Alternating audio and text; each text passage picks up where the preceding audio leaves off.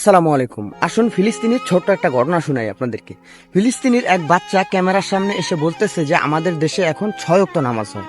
এখন 6 ওয়াক্ত নামাজ কিভাবে হয়? 6 ওয়াক্ত নামাজ হচ্ছে আপনার ফজর, জহুর, আসর, মাগরিব, এশার এবং কি জানাজার নামাজ।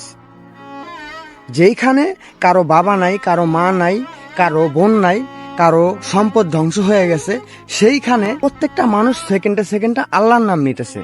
আমাদের দেশে যদি আমাদের কোনো একটু কষ্ট পাই বা আমাদের সবসময় কষ্ট থাকে, সেই ক্ষেত্রে আমাদের না আল্লাহ তাআলার উপরে কেমন জানি একটা ক্ষোভ জন্ম হয়ে যায়। আর সেইখানে ওনাদের ইমান দেখছেন। তো যাই হোক, আপনারা জানেন যে গতকালকে পুরো বিশ্বজুড়ে একটা অ্যাচিভের ডাক দেওয়া হয়েছে এবং কি আমাদের বাংলাদেশেও প্রচুর বিশাল পরিমাণ মানুষ হয়েছে। এখন কথা হয়েছে, আমার দেশ নিয়ে না গর্ব হয় আবার ঘৃণাও হয়। ঘৃণা হবার কারণটা কি জানেন? গতকাল যখন মিছিল হইতেছিল তখন 1 থেকে 150 টাকা আমাদের বাংলাদেশের পতাকা বিক্রি হইতেছিল এবং কি সেম দামে ফিলিস্তিনির পতাকাও বিক্রি হইতেছিল। এখন হঠাৎ কইরা 400 থেকে 500 টাকা ফিলিস্তিনির পতাকার দাম বাড়ায় ফেলাইছে। ওই যে ব্যবসা, আপনারা তো জানেন বাংলাদেশে কোনো কিছু যদি অভাব হয়ে যায় তো সেই ক্ষেত্রে সেই জিনিসটার দাম বেড়ে যায়। আমার মনে হয় যে বাংলাদেশে যখন গণমৃত্যু শুরু হয়ে যাব তখন কাপড় আসলে পাওয়া যাব না, দামের কারণে মানুষ কিনতে পারবো না। আপনাদের কাছে কি মনে হয়? অবশ্যই জানাবেন। ভালো থাকবেন।